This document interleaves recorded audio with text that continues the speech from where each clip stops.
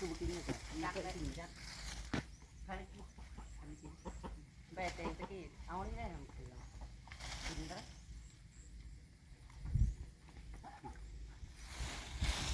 เคยกินเลยใช่มันบ่กินบ่แม่แบะมาแต่ดงนะกินแบะของเรากินจะได้ไปเยอะเอาให้มันรู้จักโอ้ยมันทันได้อันนั้นไม่ได้มันก็กินย่านคนจังเนาะแม่มันลื่นเลยเอาเข้าไปทางในด้วยบ่ต้องให้อันมันย้อนมาทางนอกจักหน่อยอันเบะชาวบ้านมาแต่มันสีนั้นเก็บออกน้ำตัวใดมันเบิดนะ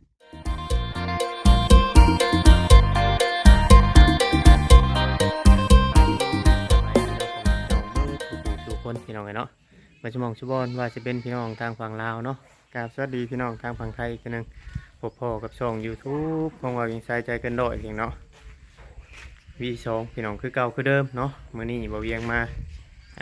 ไปรับเบ้พ่อพันธุ์พี่น้องเนาะจ่ายเงินเพิ่นไปแล้วให้ทางลุงแก้วอยู่ทางตลาดพุ่นเพราะว่าลุงแก้วเพิ่นเข้าตลาดเนาะก็เลยบ่เวียงก็เลยจ่ายเงินให้เพิ่นอยู่พุ่นแล้วก็เอาสิมาชวนน้องๆเอารถไถไปเอาเบ้แต่ว่าเฮามาเบิ่งเบ้นี่ก่อนน้องจ้อยกับน้องหลาเพิ่นไปตัดอาหารเบ้มาน้องเพียงเนาะให้เบ้กินพี่น้องเลยไปเบิ่งไปชมน้ำกันพี่น้องเนาะจังไดก็ขอบคุณ FC เบิร์ดทุกคนที่เขาติดตามคลิปบ่เวียงเบิ่งคลิปเบิ่งโฆษณาเนาะพี่น้องเนาะไปเบิ่งกันได้พี่น้องเลยพี่น้องเนาะมาเบิ่งเขาน้องจ้อยเอาเหยื่อให้เบ้พี่น้องอาหารเบ้ FC หลายๆคนก็ทักถามกันเข้ามาเพราะว่าปิดน้ำเป็นกี่ต้มเนาะอยู่ว่าเอายังเด้บ่เวียงว่าเอาให้เบ้กินก็มีหลายอย่างพี่น้องเนาะว่าจะเป็นนั่นนู่นนั่นนี่เป็นนั่นเครือเป็นใบไม้เป็นนั่น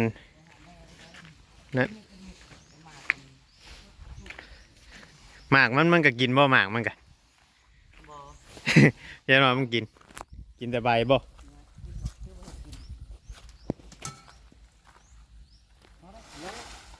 ไปตัดอยู่ทางใดนี่ป่าข้างหน้าไปแล้วสบายดีเด้อ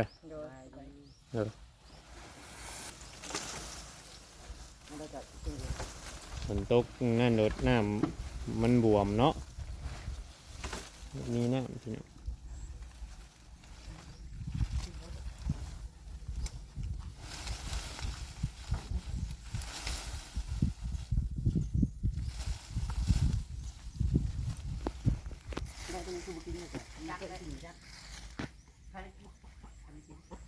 แบะเต็งตะกี้เอานี่ได้ทำกินได้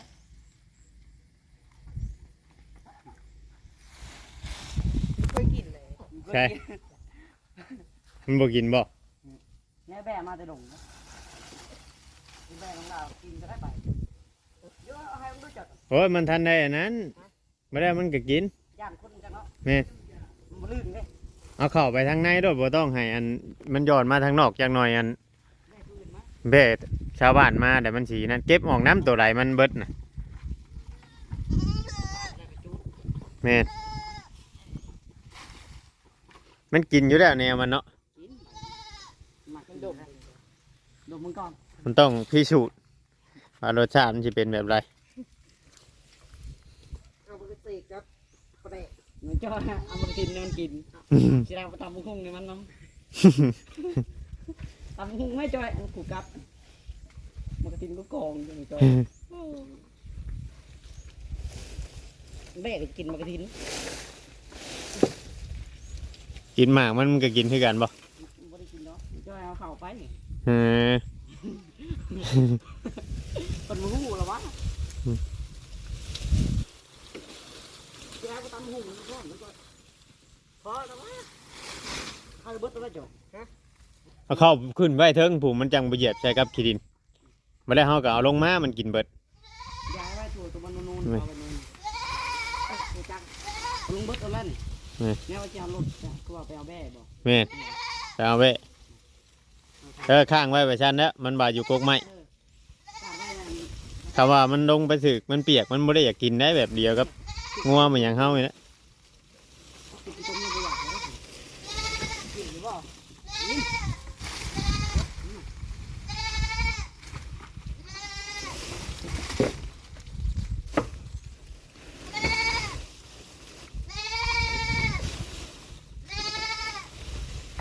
เดี๋ยวมาหลายตัวมันก็ยากกันกินน่ะ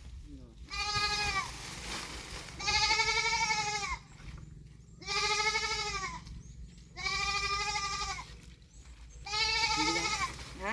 มันยังทำยา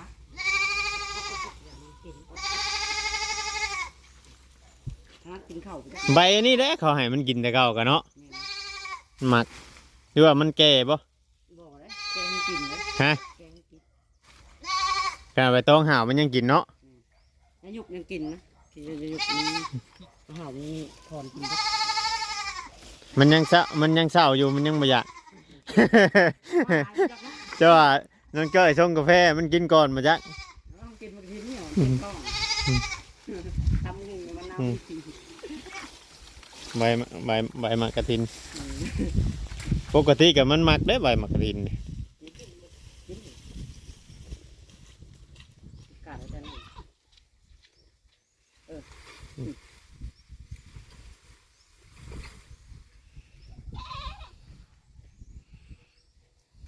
ผู้มันอยากอยู่เทิงผู้เด้เข้าไปเทิงเห็นไหมเนี่ย กินบ่กูเคยกิน มันท่านได้ยา มันเคยกินนะดีจักเนื้อแบะมาแต่ดง ใช้โบแมนได้ตัวนี้นะ แม่นบ่ ตัวนี้มาแต่วันธาตุได้สองตัวนะ แม่นแล้วเนาะ แม่น ตอนนั้นอยู่ดงมันมากินข้าวแบะไปกินบ่กินนายกกิน โอ้ยเดี๋ยวมันก็กิน เอาแล้ว ใบบ่ปกติเขาเอามาแต่ละมือเขามีแต่เอาเครือใส่ตันเนาะ เลยเคยจะตันแล้วกิน เครือใส่ตันน่ะมันอันนั้น เปลี่ยนใบบ่ลองเบิ่ง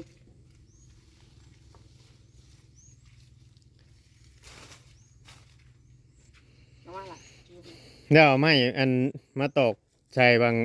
มันขึ้นเนี่ยมันตัวนี้มันอยากมืนตัวนี้ตอกเห็ดคือแบบใช่แต่ว่าเห็ดทีเนี่ย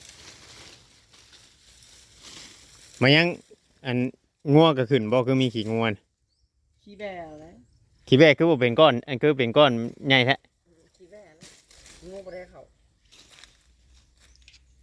ขี้แบกก้อนใหญ่แบบนี้บ่ จังหวะแบบนี้แหละ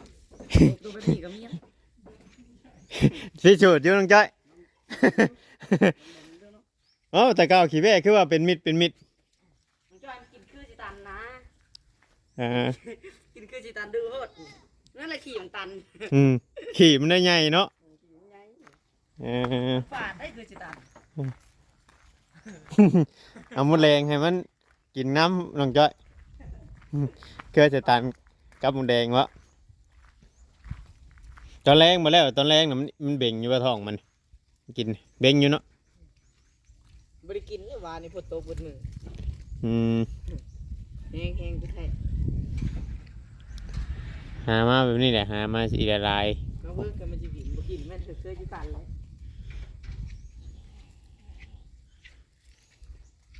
คำว่ามันหลายน้ำมันน่ะนะเขาเอาไว้ในเฮือนรถไว้เฮือนเลยพอได้เขาจะเอามาให้มันเถอะเนาะ ไปช่างคือนี่เนาะเวลาเอาต้นเดียวเลยปัญหาจังมันจะกินแล้วบ่ กกอันนี้ได้แต่ มักกินแท้คือใบแต่ไม่กินก็มันยังบ่นั่นบ่ มันยังบ่เรื่องชอบมันกว่าปกติมันก็เดี๋ยวเขาไปเอาแว่พวกนั้นนะเขาจังตัดเครือสตันมานะมันหาง่ายอยู่บ่เครือสตัน ร้ายสมโดสำนาน ทางไปนี่เนาะ เด้อ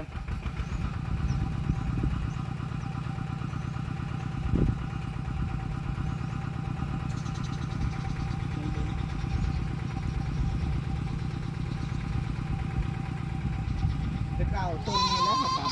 ฮะ ไปเก่าต้นนี้ มันเห็นแม่เขาเจ้าได้ปุ๊มันได้ห้องใส่ปุ๊มันเห็นแม่เขาเจ้าอยู่นอกมันได้ห้องใส่พุ่น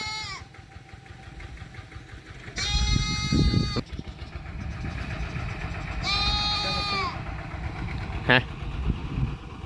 อ่ะบ่ได้คอยห้องไปได้บ่ตอนคืนตอนเนี้ย กินนี่นะ กินอยู่เดี๋ยวมันก็นะ เพราะว่าแบ่มันบ่ได้กินบ่บึ้มบ่บิ่มคืองัวคือหยังได กินกับบ่หลายเนาะ มันกินบ่หลายอันนี้คือว่าเป็นนั่นพี่น้องรอถ้าแบบว่ามันวิดผลวิดหยังแล้วมันนั่น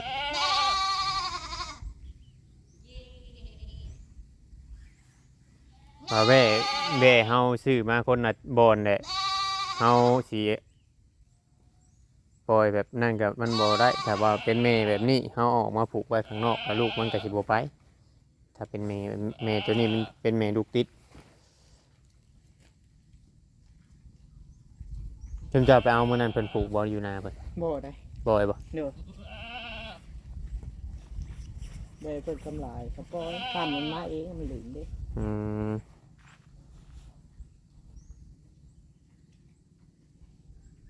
แต่ตัวนี้บ่ได้ผูกได้เชือกมันเนาะ โดย มีแต่ว่าใส่น้ำคอมันคือเนาะ เด้อ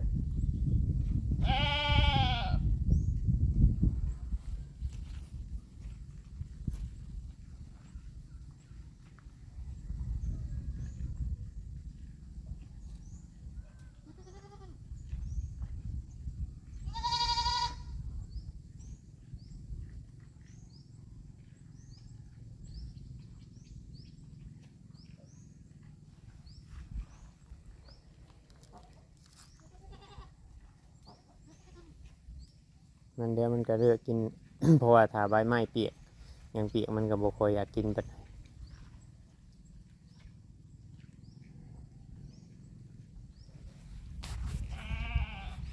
ฝนตกเช้านี่ก็ตกบ่ ข้าวนี่เนาะบ่ได้ตกกิน ตก วานนี้ วันนี้ เนาะ อืม มันอิ่มแล้วบ่จักเฮาเนาะเอ้คนกินดีใจ มักเสกไปเอาที่ใช่จ้ะ น่า ห้องเขาเจ้าบ่ โดย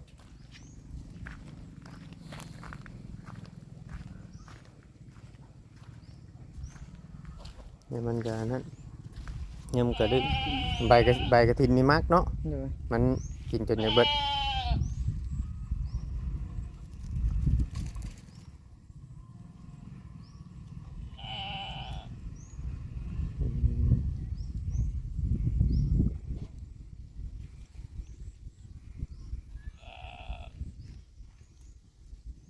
ก็เอามาอีก2 ตัว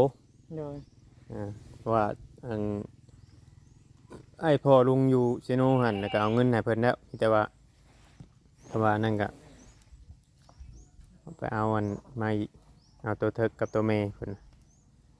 ผมเจ้าไปเห็นนะบ่เปะ อืม ฮะ อืม มีแต่ลุงบ่เห็น โดย ได้จ่ายเงินเพิ่นไปแล้ว แต่ว่าคำเฮาบ่อยากถ่าเพิ่นก็ไปเอาก่อนเพิ่นมา โดย พากันไปเอา อยู่หน้าบ่อนนั่นหน้าเพิ่นอยู่บ่อนเฮามันนั่นมื้อนั้นน่ะจะจักอยู่โด จักอยู่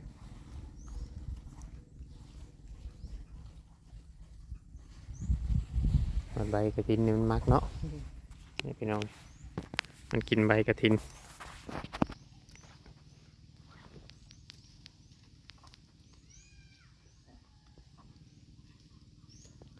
มันอิ่มแล้วมันขึ้นไปนอนอยู่เทิงมันยังบ่ชะนั่นทัดยะปานใดว่าเบ้นี่มันกินบ่ได้เบิดคักคืออันนั่นนะคำเฮาเอามาให้มันหลายมันก็สิเหยียบถิ่มไปซื่อ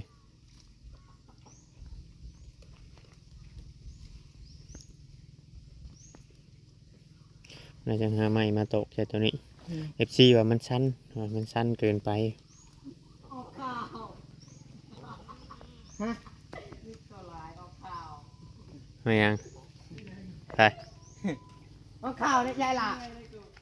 ฮะออกข่าวเนี่ยยิบตัวร้ายออกข่าว ไป ออกข่าวอยู่ไหนอลี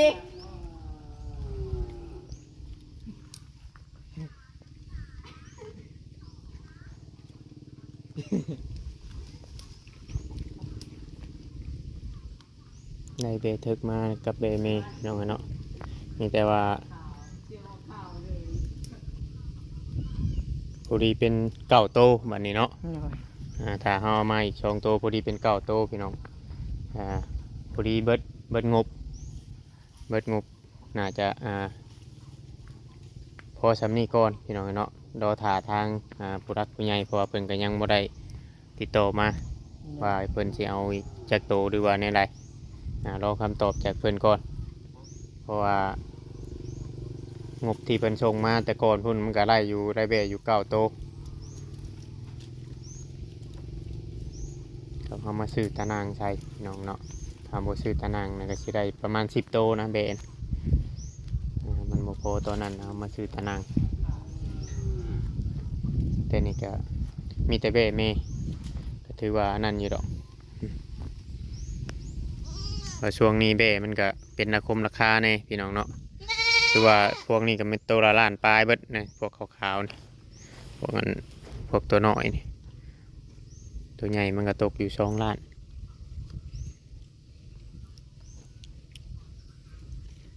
อันนั้นคือจะเป็นเจ้าถิ่นได้2 ตัวนอนอยู่เทิงเนาะ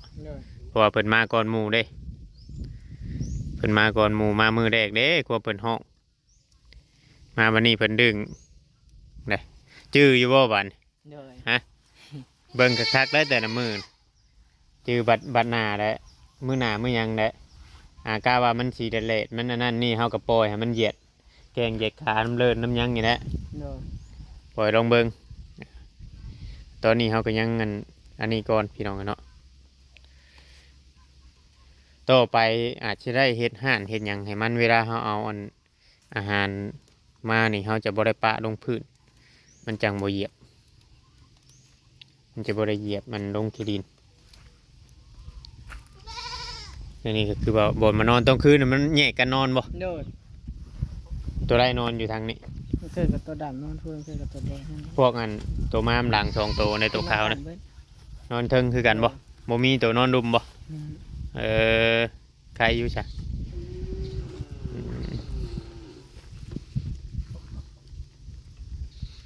เก็บแล้วกระถางเฮือนน้องไม้บัดนี้เนาะพอเพิ่นบ่มาเก็บคือไปมาเมื่อคืนในผัวเพิ่นกับเมี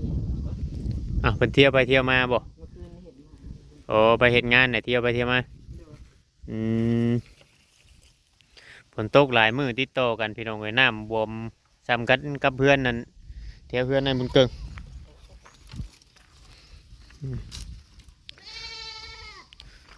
รักตัวนี้คือแบบมันอันนั้นมันหนึ่งเขาในมันบ่ลมบ่แม่แบบมันแดดมันยังไงจะเฮาจังฟังคืนอีกทีนึงมันพังบ่ค่อยเลิกปานใดแล้วคือไอ้เบ้าเนี่ยหาตัดไม่เน็บใส่ตีนมันจะคึงกันไว้แล้วหัวมันก็สิบ่ค่อยลมน้องเกิดมามาใหญ่แทนมันเห็นของเบนนั่นเลยเวียนได้มากับเบนใหญ่ชำนี้โอ้ยครบนี่จิตปืดๆเด่นมาหามาน้องดาวไปจังมาถึก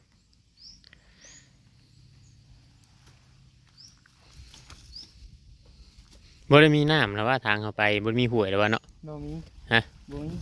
ห้องตัวนั้นมันสิบ่มีน้ำบ่ห้องบ่หลายเนาะไปไล่อยู่โดดจากเนาะยันว่าน้ำลายคือจะตามกินมันมากเลยมันเคยกินตัวนี้เลยตัวนี้แบบมันหิวมันจึงกินใบมะกรูดเสียกนี่พี่น้องเลยแต่ว่าอยู่ไทยเขาก็บ่ฮู้ว่าเพิ่นเอิ้นยังอยู่ลาวเขานี่เอิ้นบ่คือกันภาษาบ้านพนสว่างเอิ้นใบจักคำบ่ฮู้ฮะบ่ฮู้บ่ได้เฮียนบ่ยันมาเฮียนนำเขาเจ้าตัวนี้หาเอิ้นเกลือสตันนี่เอิ้นยังไงจักบ่ฮู้นะขายฮะ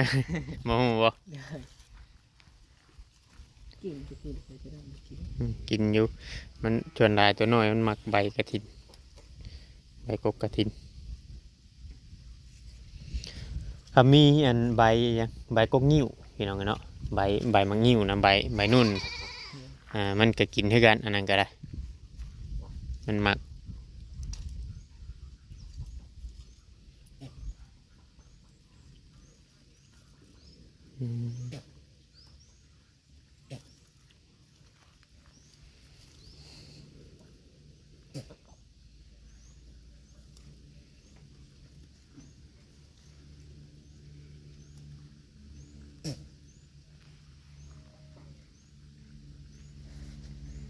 เนี่ยมันก็กินมันยังอันนั้นอยู่พี่น้องมีแต่ว่าถ้าไปเบิ่งติดตามเบิ่งในอันคลิปต่อไปเดี๋ยวเราจะไปเบิ่งเบ้เนาะเราซื้อเบ้เทิกพี่น้องเนาะซื้อเบ้เทิกกับเบ้เม2,300,000พี่น้องเนาะทางลุงแก้วเพิ่นไปเบิ่งเบ้แล้วแต่ว่าทางเวียงบ่ได้เห็นแต่ว่าเอาเงินให้เพิ่นแล้วพี่น้องเอาเงินให้เพิ่นเนี่ยเพราะว่าเพิ่นไปตลาดอยู่พ่อเพิ่นอยู่ตลาดพุ่นก็เลยเอาเงินให้เพิ่นนะครับมีแต่ว่าเฮาสิไปเบิ่งเบ้เอามาเลยน้องๆขับรถไถไปมามื้อนี้ก็คือว่าน้ำห้วยน้ำนั่นน้ำหมากเนาะ เลย น้ำท่วมบ้านนี่แห้งหลายบ่เห็นกันมัน บ่ฮู้ คุณเจ้าไปได้ลงไปทางบ้านเรือบ่ บ่ อ๋อเบื้องน้ำกันน้ำนี่คือว่าหลายเติบพอสมควรเลยป่ะมีแต่ว่าไปพุ่นแต่บ้านพี่น้องเลยจังไดก็คลิปนี้ก็ประมาณนี้แต่สบายดีน้องจอยสบายดีFCก่อน โดยสบายดี โดยพี่น้องยังจะไปเบิ่งเบ้เทิกพี่น้องเนาะเบ้เทิกมาเอาเบ้พอพันธุ์พี่น้องเอาพอพันธุ์มาแหละเอานั่นพี่น้องคลิปนี้ก็สิประมาณนี้ถ้าว่าผิดพลาดการใดก็ต้องกราบขอโทษขออภัยหลาย FC เปิดสกูทุกคนทางฝั่งลาวฝั่งไทยหรือว่าทางต่างประเทศพี่น้องสำหรับคลิปนี้ว่าเวียงเองก็ให้พี่น้องไปเลยพี่น้องเนาะผิดพลาดการใดก็ต้องกราบขอโทษขออภัยหลายขอกล่าวคำว่าสบายดีพี่น้องเนาะ